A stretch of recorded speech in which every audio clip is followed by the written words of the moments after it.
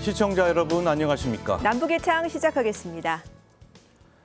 북한이 지난 5일 자강도에서 동해상으로 새로운 형태의 극초음속 미사일을 발사하며 새해 첫 무력 시위를 벌였습니다.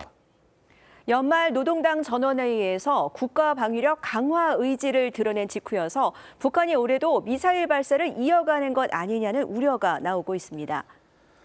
특히 이번 전원회의에선 농업 문제 등 국정 운영 방향이 제시됐지만 기대를 모았던 대남 대미 메시지는 공개되지 않았습니다. 북한은 강원도 동부전선에서 발생한 탈북민 월북 사건에 대해서도 아무런 입장을 밝히지 않고 있습니다. 영상 보시고 전문가와 북한의 의도 분석해 보겠습니다.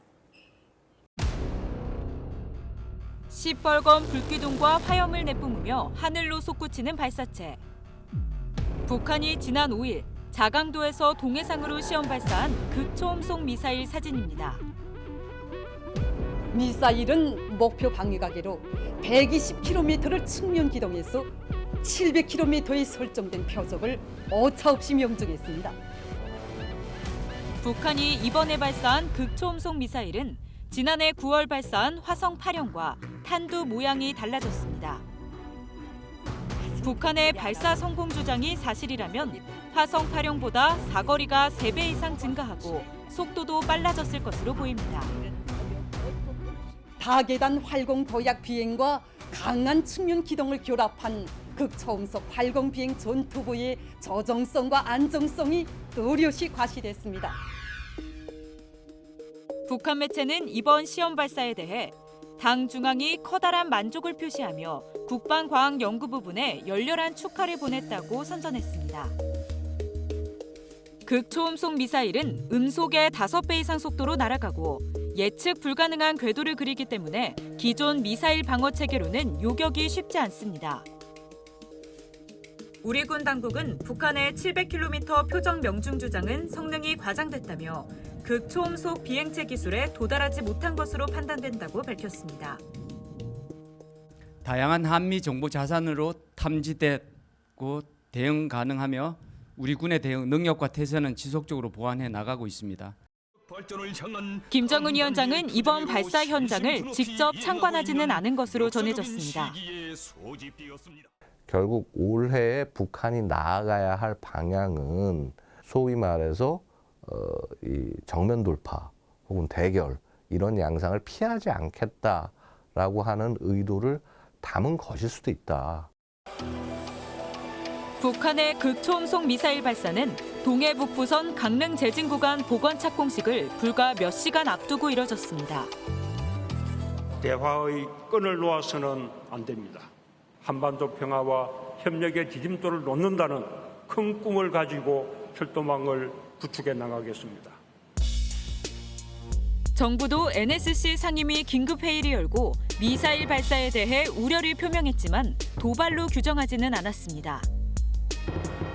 미국은 북한의 탄도미사일 발사가 유엔 안보리 결의 위반이라며 국제사회에 대한 위협이라고 규탄했습니다.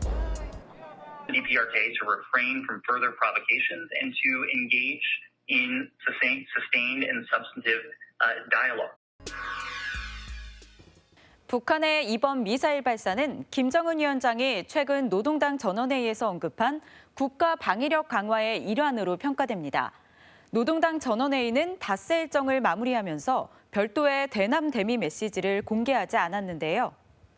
대신 농업과 인민복리를 최우선 과제로 제시하며 경제 회복에 집중하는 모습을 보였습니다. 영하 10도를 맴도는 혹한의 날씨에 평양 김일성 광장이 인파로 가득 찼습니다. 노동당 전원회의 결과를 관철하기 위해 열린 대규모 걸기대회. 주석단에는 정치국 상무위원이자 내각 총리인 김덕훈이 모습을 드러냈습니다. 당 중앙의 전원의 결정이 빛나는 관철을 위하여 우리식 사회주의의 전면적 발전을 위하여 힘차게 투쟁해 나갑시다.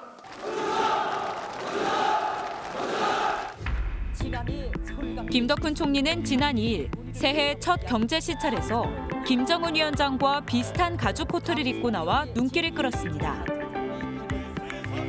김덕훈 총리에게 이렇게 힘이 실린 모습은 북한이 올해에도 경제 과업 달성을 최우선 과제로 세웠다는 사실을 방증하는 것으로 보입니다. 지난해 마지막 날까지 계속된 북한 전원회의에선 경제난에 대한 김정은 위원장의 고민이 여실히 드러났습니다.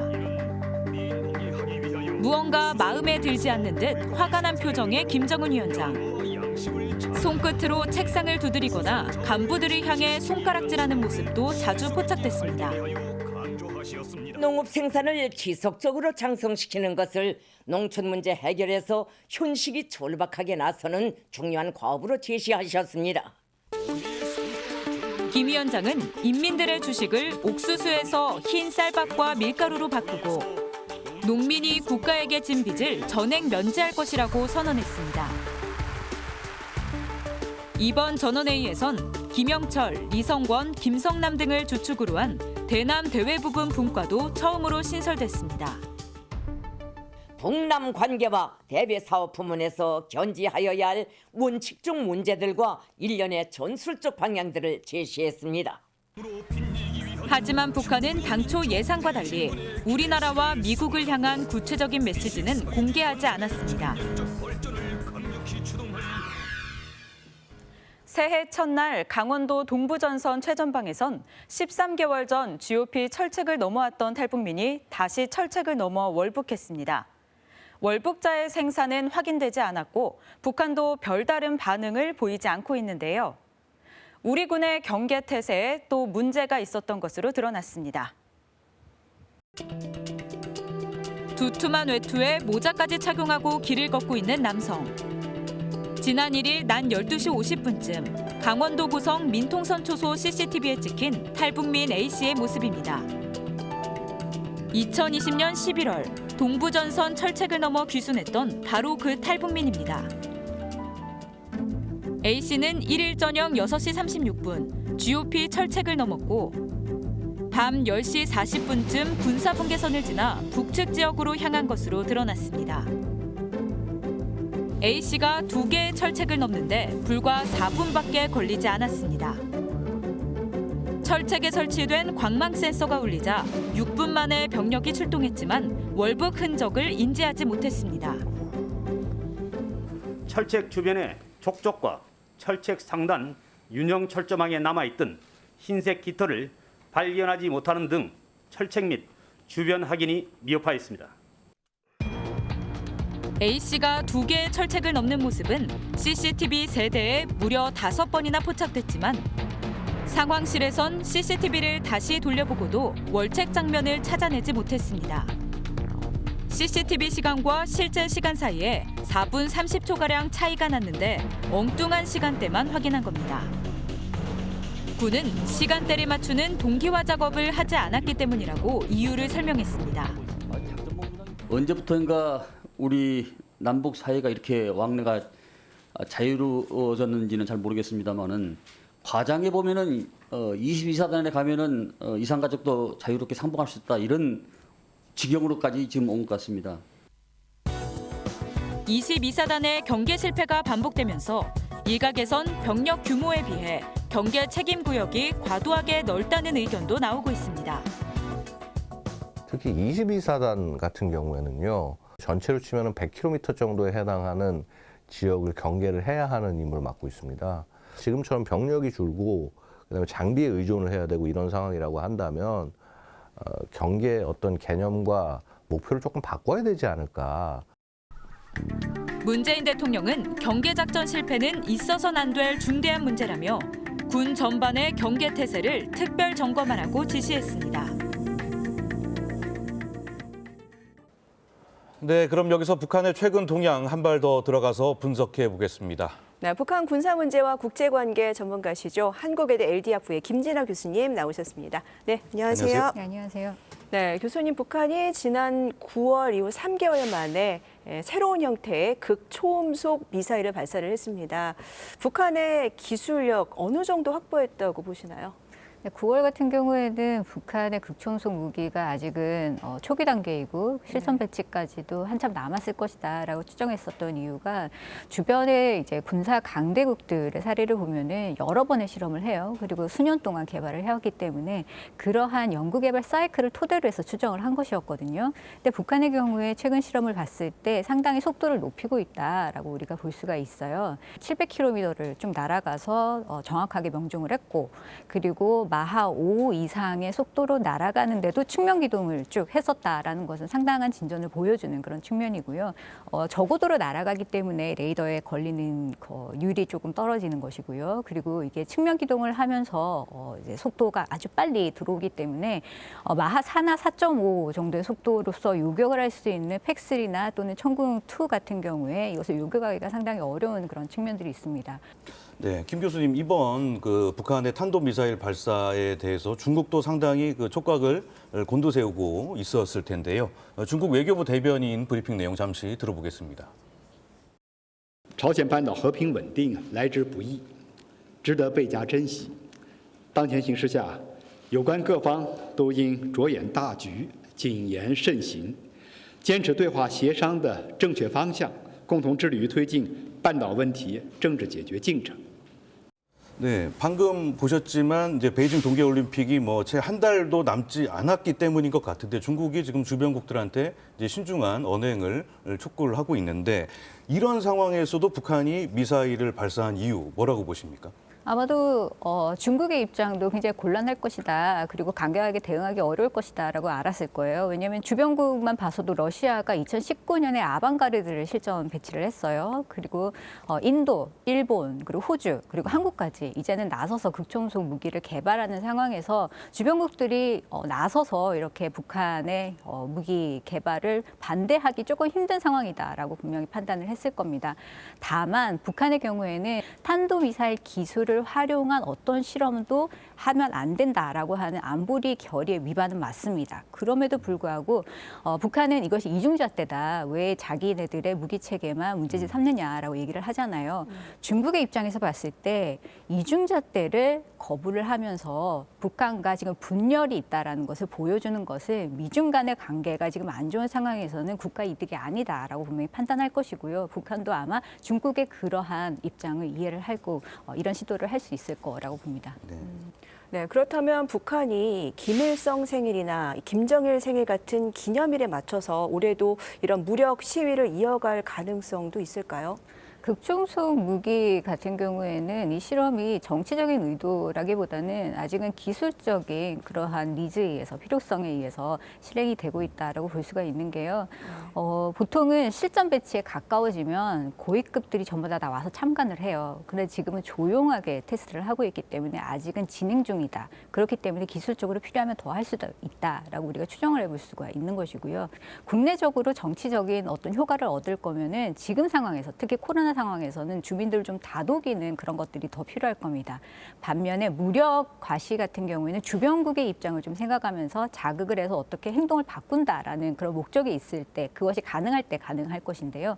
그렇다면은 한미 연합훈련이라든지 주위의 일정들과 맞물려서 아마 시도를 할 수는 있을 거라고 봅니다. 네, 김 교수님, 지난 연말에 열렸던 그 노동당 전원회의 얘기 좀 해볼까 하는데요.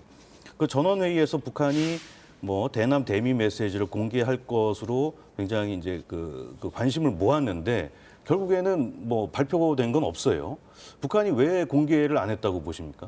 일단 미국이 북한에게 지금 적용하고 있는 전략이 어떤 거냐면 대화는 할게. 하지만 구체적인 것은 내가 먼저 말하지는 않겠다라는 겁니다. 북한도 마찬가지로 내 패를 먼저 보여주지는 않겠다라는 전략을 똑같이 지금 실행하고 있는 것이 아닌가라고 생각을 해볼 수가 있겠어요. 침묵을 함으로써 오히려 이 상황을 좀 더 주도할 수 있는 그리고 여력을 만들어가는 게 북한으로서는 국가 이익이다라고 판단을 했을 거라고요. 북한이 지금 하고 있는 것은 시간을 벌는 상황이거든요. 그렇기 때문에 상황을 조금 더 안정적으로 관리를 하면서 무기 체계에 필요한 시간들을 벌어가고 있는데 이런 상황에서 굳이 주변국을 자극하면서 현상 변경을 시도하는 것이 과연 올바른가라는 그런 생각도 함께 하면서 아마 지금 로우키로 계속 가고 있는 것이 아닌가 생각합니다. 생각이 듭니다. 네. 네. 이번에는 그럼 탈북 및 월북 사건에 대해서도 좀 얘기를 해보죠. 이 문제가 이 남북 관계에 미칠 파장도 참 주목이 되는데요. 네, 2020년 7월 20대 탈북민이 강화도에서 임진강을 헤엄쳐서 월북했을 당시 북한은 정치국 비상회의를 소집하고 개성시를 완전 봉쇄한 전례가 있었죠. 악성 비루스에 감염된 것으로 의심되는 월남 도주자가 3년 만에 불법적으로 분계선을 넘어 지난 7월 19일 귀향하는 비상사건이 발생했습니다. 네, 교수님은 서해 공무원 피살 사건 때도 그렇고 이 북한은 이 월북 사건이 발생할 때마다 극도로 민감한 반응을 보여왔었는데 왜 이번에는 아무런 반응이 없는 걸까요? 시간을 거슬러 올라가서 좀 역사적으로 짚어봤을 때 대응 방식은 좀 케이스 바이 케이스인 것 같아요. 만약에 강경하게 대응을 한다, 그 강경하게 처리를 한다라고 하면은 북한 정권의 주민에 대한 통제 문제에 상당히 관심을 갖고서 특히 미국 의회가 움직이고 있는 이런 상황에서는 부담스러울 수밖에 없죠. 이걸 공론화를 시키는 그런 상황이니까요. 반면에 또 온건하게 대응을 한다라고 한다면 주민들은 갔다 왔는데 뭐 괜찮네라고 생각을 할 거 아니에요. 그렇기 때문에 북한으로서도 고민이 많은 상황이라서 어떠한 것을 선택하는지는 앞으로 좀 더 지켜봐야 될 것 같습니다. 네, 김진아 교수님 말씀 오늘 여기까지 듣겠습니다. 고맙습니다. 감사합니다.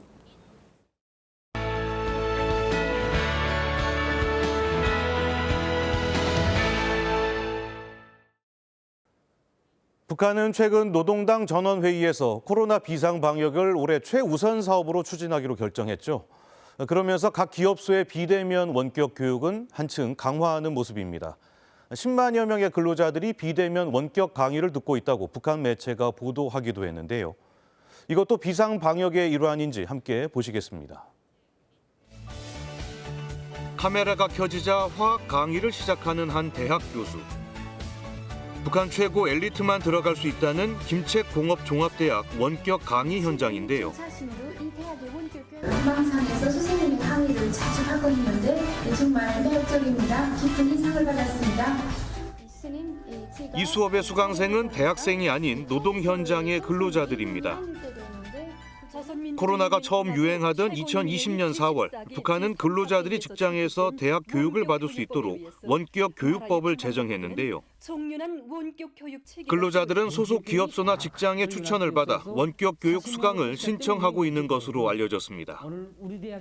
원격 교육 강령을 작성한 데 기초해서 과목들, 매 강의안들을 이제 검토 분석하고 이것이 실천용 기술인재의 양성 목적에 맞게끔 교육 내용이 됐는가. 동평양 화력발전소에서 일하는 김명국 씨도 요즘 원격 강의를 듣고 있습니다. 발전소 측은 컴퓨터가 구비된 별도의 원격 강의실까지 마련해 놨습니다. 제가 김책공업종합대학 원격교육학부에서 입학한 지 몇 년이 됐는데 원격교육법이 채택되면서 우리가 받는 교육을 법적으로 담보해주고 있습니다. 우리 기업소에서는 발전소 근무에 활용할 수 있는 공학 과목을 수강하면서 직무 관련 지식을 쌓고 있는데요. 최근 북한 노동신문은 전국에서 10만여 명의 근로자들이 원격 교육을 받고 있고 수강 인원이 점점 늘고 있다고 전했습니다. 김정은 위원장은 지난해 말 진행된 노동당 전원회의에서 코로나 비상 방역이 국가사업 제1순위라며 빈틈없이 해나가야 한다고 강조했는데요. 코로나 유행과 맞물리면서 북한도 원격 교육 시스템이 점점 확대되고 있는 것으로 보입니다. 북한에서 관영 매체는 체제를 선전하는 가장 효과적인 수단인데요. 최근 조선중앙TV에 우리의 옴부즈맨 프로그램과 유사한 형태의 방송이 등장해 눈길을 끌고 있습니다. 이 프로그램엔 유치원생부터 학부모까지 등장해 방송 내용에 대해 다양한 의견을 냈다고 하는데요. 지금 함께 확인해 보시겠습니다. 개발시키는 데 도움을 주는 편집물인 조선중앙TV 어린이 프로그램을 보며 색종이를 접고 있는 유치원 어린이들. 종이 접는 순서를 놓쳐버린 한 남자 어린이. 금방이라도 울 것 같은데요. 선생님은 조선중앙TV 제작진에게 요구사항을 전달합니다. 그럼 우리 은평 어린이가 따라줘 볼 수 있게 좀 천천히 배워달라고 부탁할까요? 이 밖에도 어린이들은 만화 영화를 더 많이 보여달라, 새로운 동화를 보고 싶다는 등의 다양한 의견을 제시했는데요. 그렇다면 북한의 학부모들은 어떤 TV 프로그램을 원하고 있을까요? 저에게는 유치원에 다니는 딸이 있습니다. 텔레비전 화면을 통해서 어린이 교육에 관한 편집물을 보면서 그렇게 해보았더니 아이가 한참 나아졌습니다. 학부모들은 책 읽는 습관을 기르는 방법 등 자녀 교육에 관련된 프로그램을 더 많이 방송해 주길 원하고 있습니다. 초등학생들한테는 단어 학습 프로그램이 인기를 끄는 것 같은데요. 나는 우리말 상식을 꼭꼭 봅니다. 나도 우리말 상식 수첩을 만들었습니다. 과학 원리를 알기 쉽게 설명해주는 프로그램을 보고 싶다는 초등학생도 있습니다. 공부 욕심이 많은 중학생들은 교육방송을 늘려달라고 요청했는데요. 조선중앙TV가 우리의 옴부즈맨 프로그램과 유사한 방송을 내보낸 건 매우 이례적인 일인데요. 제작진은 앞으로 시청자들의 다양한 의견을 수용해 프로그램을 기획하겠다고 약속합니다. 난 앞으로 과학놀이에 대한 편집물을 만들려고 합니다. 그래서 박사 선생님에게도 많이 물어보고 내가 또 직접 만들어 보기도 하면서 많이 연구하고 있답니다. 북한 관영 매체가 시청자들의 의견을 듣는다고 나섰지만 옴부즈맨 프로그램에 등장한 시청자들의 요구사항은 획일화된 모범 답안에 가까워 보입니다. 지금까지 요즘 북한은이었습니다.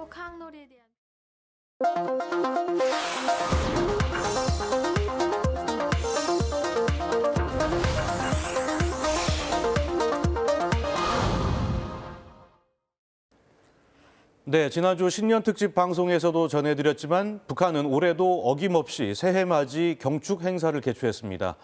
조선중앙TV는 자정 너머까지 실황 중계했습니다. 네, 수만 명의 평양 시민들이 김일성 광장을 가득 메운 가운데 특별 공연이 펼쳐졌고 오색찬란한 불꽃들이 밤하늘을 밝혔습니다. 북한은 만성적인 경제난과 코로나19 상황에서도 만만치 않은 비용을 써가면서 대규모 행사를 이어가고 있는데요. 김정은 체제 공연 정치의 특징과 한계를 클로즈업 북한에서 분석해봤습니다. 2021년 마지막 날 평양 김일성 광장. 신년 경축 공연을 보려는 평양 시민 수만 명이 모여들었다. 하나 둘 조명이 꺼지고 본격적인 공연이 시작됐다.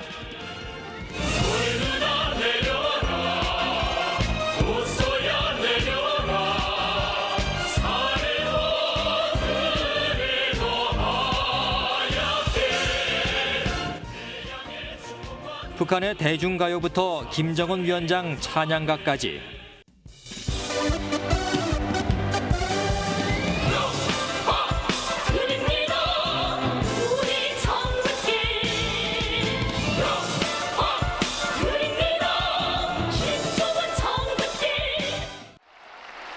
만수대 예술단을 비롯한 여러 예술단체의 합창 공연이 50여 분 동안 이어졌다. 뒤이어 2022년 새해를 알리는 시계탑 종소리가 울리자 화려한 불꽃들이 평양의 밤하늘을 물들였다. 축포가 오릅니다. 새해 2022년에 경축의 축포가 터져오르고 있습니다. 코로나19 비상방역 상황에서도 예년과 다름없이 대규모 공연과 불꽃 축제를 강행한 북한. 그 이면엔 어떤 의미가 있는 것일까? 북한의 주요 공연과 행사들은 김정은 위원장 집권과 함께 큰 변화를 맞았다. 전에 없던 대형 무대와 화려한 레이저 조명들이 등장하는 등 대중성이 한껏 높아졌다. 대규모 불꽃 축제는 김정은 체제의 가장 특징적인 공연 예술로 평가된다. 새해맞이 축포 행사의 경우 주민 반응이 뜨거웠다. 예전에 그런 불꽃놀이를 많이 했었다면 별 대수롭지 않게 넘겼을 테지만 그게 정말 처음이 되는 그런 대규모 행사였거든요. 북한은 원래 전기 사정이 안 좋다 보니까 저녁에 일찍 잠드는 습관이 있어요. 제가 북한에 있을 때도 그냥 10시면 잤어요. 8시가 초저녁이었고요. 10시가 그냥 자는 시간이었는데 12시에 행사를 하다 보니까 사람들이 자지 않고 설레는 마음으로 다 나와서 그 행사를 구경했단 말이에요. 그래서 사람들한테는 되게 임팩트가 있는 행사였어요. 2019년 북한은 신년 경축 공연에서 새로운 시도를 선보였다. 새해맞이 공연을 처음으로 야외에서 진행한 것이다. 모두 실내에서 진행됐던 예전 새해맞이 공연과 달리 대형 무대가 김일성 광장 한가운데에 들어섰다. 그때 머란봉이랑 같이 배우분들도 나오셨거든요. TV에서는 많이 보지만 실제 생활에서는 보기가 어렵잖아요. 근데 그런 사람들을 무대에서 직접 볼 수가 있으니까 많이 좋아했던 것 같아요. 이날 공연의 정점은 밤하늘에 새겨진 새해 메시지였다. 수십 대의 드론까지 동원된 것이다. 김정은 위원장의 공연 정치는 심야 열병식으로까지 확대됐다. 10월의 밤하늘가를 화려롭게 장식하는 영롱한 비행사들에게 평양 시민들과 관중들이 환송을 토치고 있습니다. 당 창건 기념 열병식 행사에선 형형색색의 LED를 장착한 전투기들이 불꽃을 터뜨리며 밤하늘을 수놓았다. 함께 열린 조명 축전에는 건물 외벽에 조명을 비춰 영상을 표현하는 미디어 파사드 기법도 동원됐다. 지난해 북한의 주요 기념일 행사들도 대부분 야간에 진행되면서 첨단 장비들이 다양하게 활용됐다. 공연이나 행사 대부분을 조선중앙TV를 통해 방영하고 있는 북한. 결국 화려한 공연의 주 목적은 선전에 있다는 분석이다. 황홀한 부작용 속에 빛나는 승리상을 바라보시며 생각도 깊으시었던 우리의 총비서 동지. 심야영변식에 불꽃놀이부터 LED를 단 드론까지 동원하는 것은 선전 효과의 극대화를 위해 대중에게 일종의 시각적 충격을 주는 것입니다. 김정은 위원장은 각종 레이저 조명이 동원된 야간 행사를 자주 연 것으로 보아서 시각화를 통한 선전 선동에 꽤나 관심이 많은 것으로 보입니다. 새해맞이 공연이 끝났지만 평양은 여전히 화려한 야경을 유지하고 있다. 가로수엔 형형색색의 전구가 달려있고 시민들이 기념사진을 남기는 모습이 북한 매체에 등장했다. 평양 시민들은 이런 불빛에서 새해의 희망이라는 의미를 부여했다. 이렇게 아름다운 밤 풍경은 더 좋아질 우리의 앞날을 축복해 주는 것 같습니다. 새해에도 눈부신 성과만을 이루가자는 우리들의 마음, 그 눈빛들이 수도의 불야경 속에 다 담겨져 있는 듯한 그런 느낌입니다. 북한이 계속되는 경제난 속에서 신년 공연을 개최한 이유도 내부 결속을 도모하기 위한 것으로 평가된다. 사회주의는 인민에게 혁명에 대한 자발적 공급 기여를 끊임없이 고취시켜줘야 합니다. 이번 북한의 신년맞이 대규모 공연과 불꽃 축제는 이러한 맥락에서 보는 것이 맞다고 봅니다. 그러나 북한이 공들이는 공연 정치도 한계가 명확하다는 게 탈북민의 증언이다. 대규모 공연과 행사가 평양에 집중돼 있어 전기가 부족한 지방에선 TV 중계로도 보기 힘들다는 것이다. 평양시내 사람들한테는 그런 메시지를 주지 않을까요? 사실 지방 사람들한테는 별 의미가 없거든요. 지방하고 평양하고의 차별이 심하기 때문에, 그리고 실제 그거를 뭐 실황 중계해서 방영을 한다고 해도 지방은 불이 안 오기 때문에 웬만한 집들에서는 그거를 그렇게 자주 챙겨보지 않거든요. 경제난에도 불구하고 막대한 비용을 투입해 신년 경축 행사를 개최하고 있는 북한. 김정은 체제 유지라는 정치적 목적 달성을 위해 해마다 화려한 공연을 포기하지 않고 있다.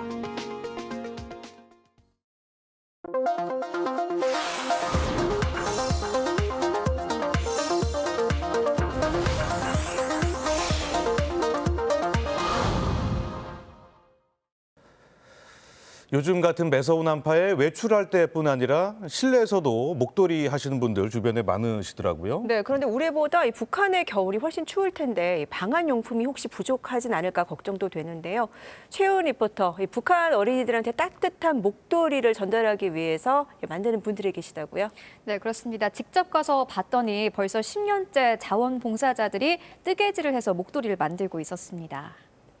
그런데 지금 북한이 국경을 봉쇄하고 있는데 그러면은 뭐 목도리 전달하기가 좀 어려운 거 아닌가요?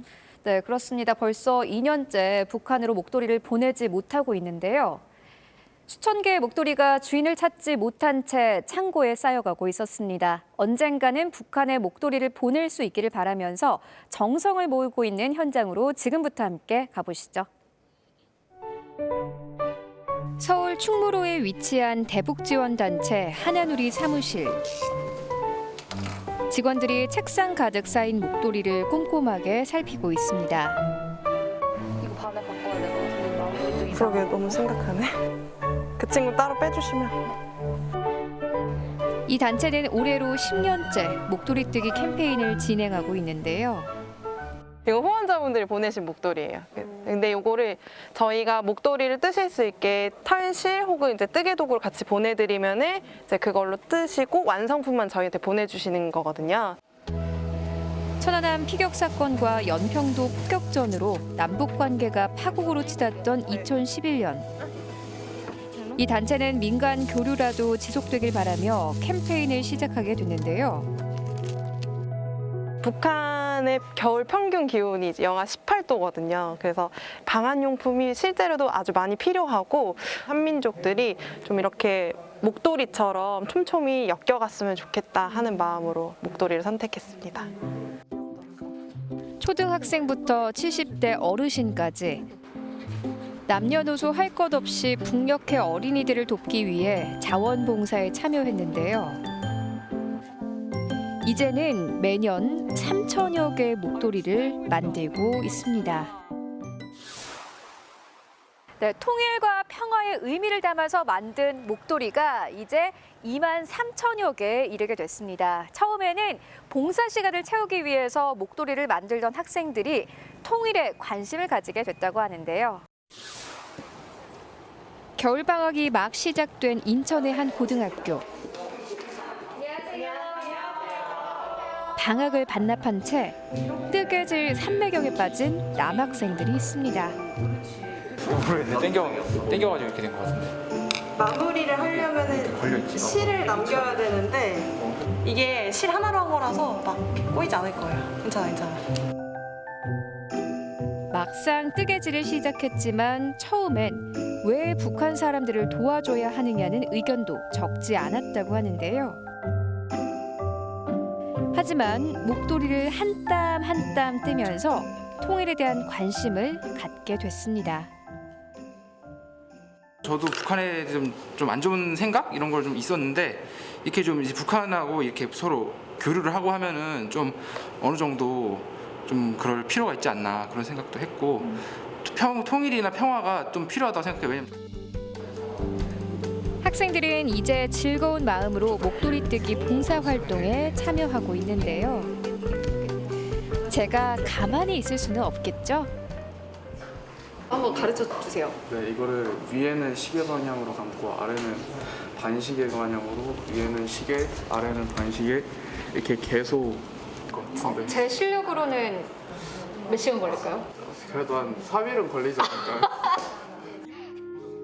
그런데 북한의 국경 봉쇄로 인해 정성스럽게 뜬 목도리를 전달할 수 없는 현실이 아쉽기만 합니다.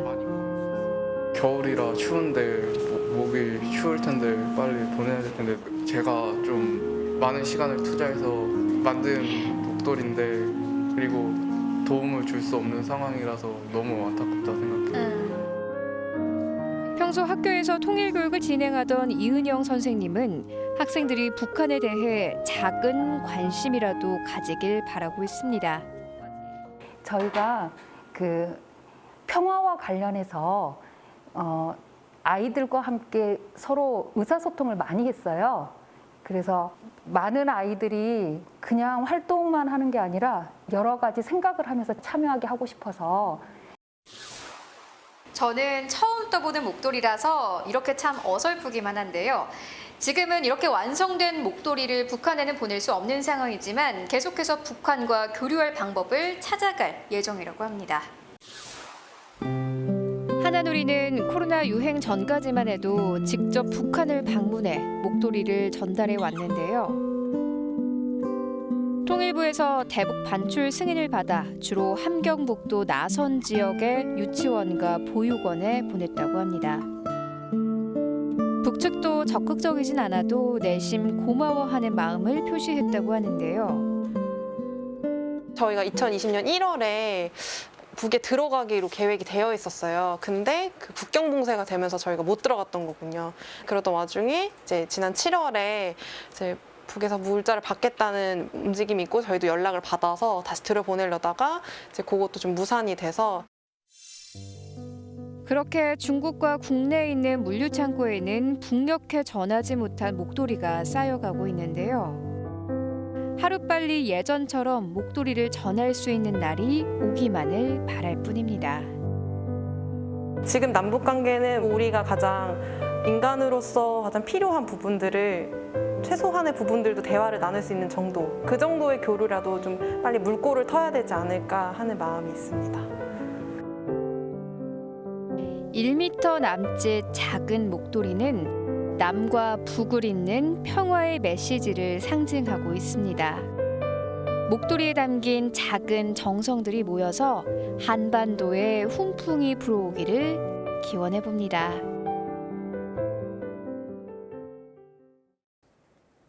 북한이 극초음속 미사일을 발사한 지난 5일 베이징 동계올림픽에 불참한다는 내용의 편지를 중국 측에 보냈습니다. 조선중앙통신이 전한 편지 내용을 보면 북한은 적대 세력들의 책동과 세계적인 대유행 전염병 상황을 올림픽 불참 이유로 들었는데요. 그러면서도 성대한 올림픽을 마련하려는 중국 측의 모든 사업을 전적으로 지지 응원한다며 북중 친선 관계를 이어가겠다는 의지를 드러냈습니다. 국제올림픽위원회는 지난해 9월 도쿄올림픽에 불참한 북한에 대해 올해 말까지 자격을 정지하는 징계를 내렸습니다. 1월 8일 오늘은 김정은 위원장의 38번째 생일입니다. 김 위원장 생일에 북한이 어떤 움직임을 보일지도 관심을 모으고 있는데요. 다음 주 방송에서 전해드리겠습니다. 백두산 근처 관광지로 개발되고 있는 삼지연시에 폭설이 내렸다고 하는데요. 마지막 영상으로 보시겠습니다. 남북의 창 오늘 함께해 주신 여러분 고맙습니다.